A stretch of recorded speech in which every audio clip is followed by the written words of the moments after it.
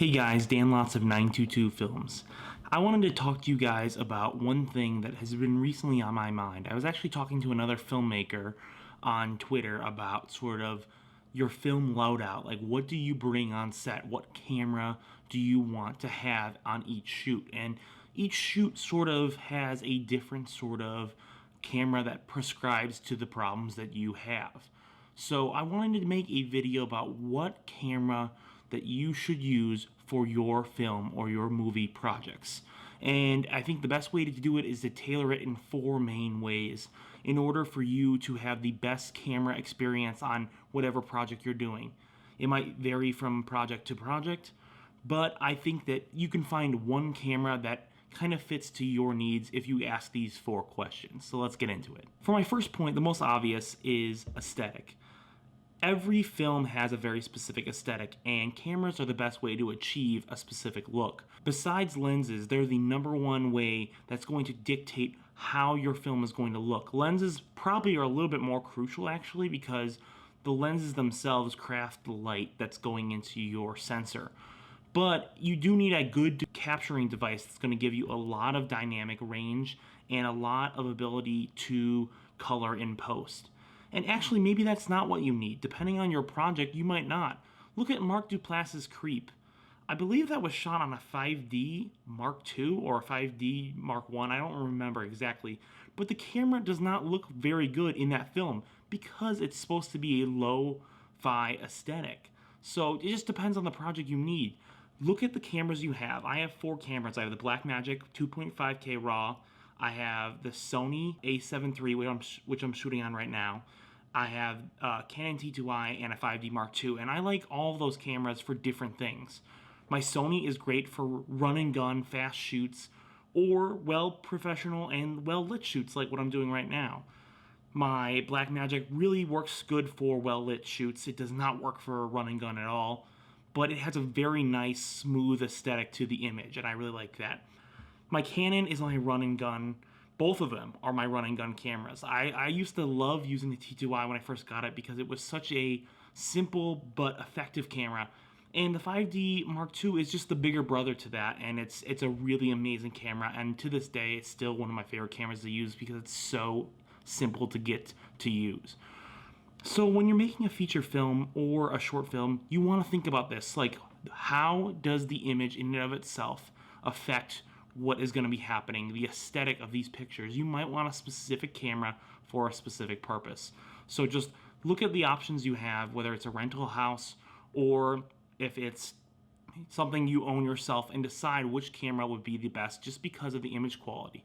So look at it and say, does this fit the project I'm doing? If the project you're doing is a small web series, maybe you shoot it on an iPhone. Maybe you shoot it on a T2i, maybe you shoot it on a Sony. It really doesn't matter. Just depends on what your project is trying to convey.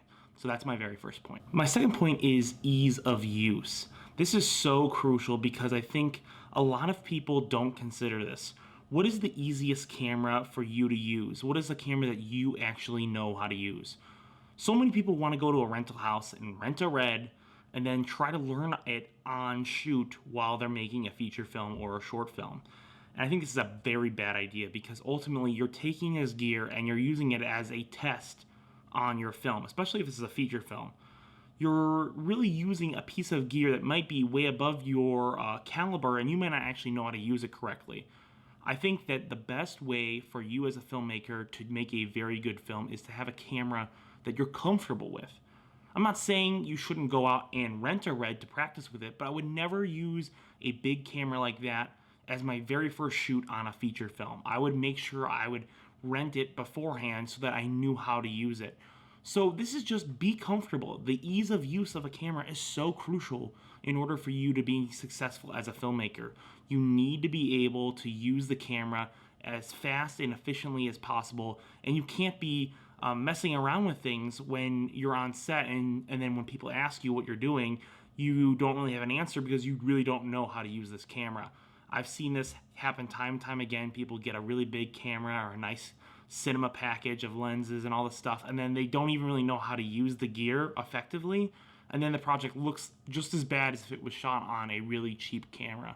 So I think the number one thing is make sure you have a camera that you actually know how to use.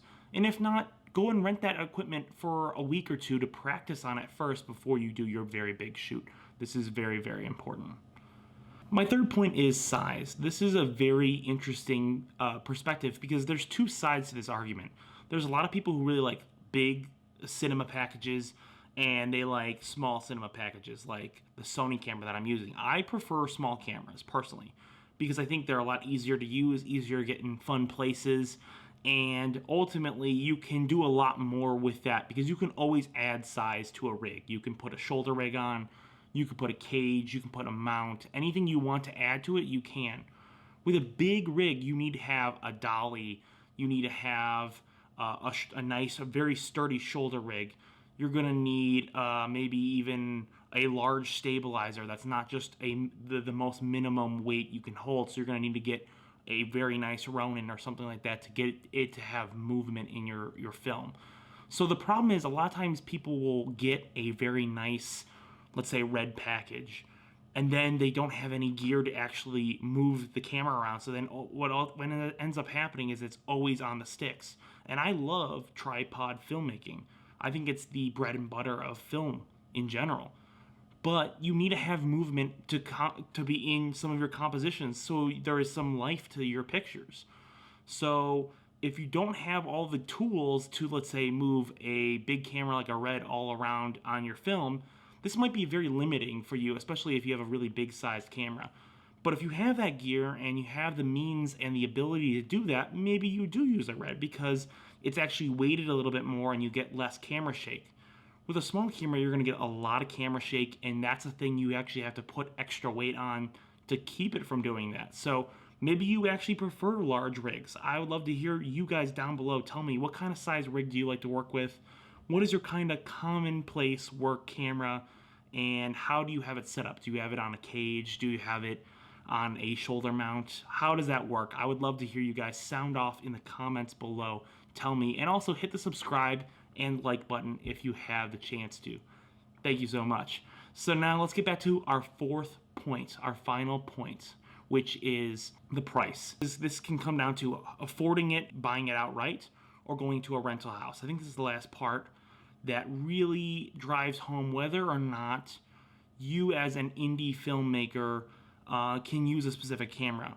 If it's a really cheap camera that you can afford right away, that might be really great for you to get going on a project right now. There's so many people who want to wait for a $2,000 to $3,000 rental package for 2 or 3 weeks using a Red, and it's ultimately not going to be affordable for them because ultimately they're going to spend their whole budget of their film just renting the equipment, and they're not going to have any money to pay crew or to feed cast and crew or for transportation or any of the post-production on the back end. It might be better to get a $1,000 to $2,000 camera for the whole lifetime of that camera's existence.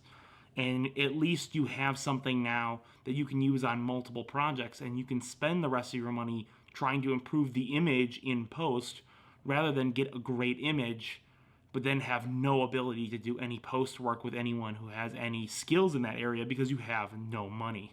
So that's really a main point, is check the price. Is it more affordable for you to go out and buy a camera, or is it more affordable for you to go out and rent a camera? I would rent a Sony from a rental house whenever I would do weddings because it was more affordable before I owned my Sony. It was more affordable for me to just rent one because it was only maybe $100 or $200 for the day, and I would make way more in terms of how much I was charging. So maybe certain projects it is worth actually renting the gear. So just look at it from each different perspective and figure out what is best for you, especially rental or purchasing. What is it really for you that makes it better? Thank you guys so much for checking out this video. I was inspired by another filmmaker, and I will link his Twitter down here. He was really cool. He was telling me about film equipment in general, and we were just having a very interesting conversation. And I thought it would be very interesting to tell you guys what I felt about this. I hope you guys like this. Sound off below. Tell me what you think about this discussion. What is your perfect video camera? Tell me below. I would love to know. So please subscribe, please like, please comment, and I will see you in the next video. Peace.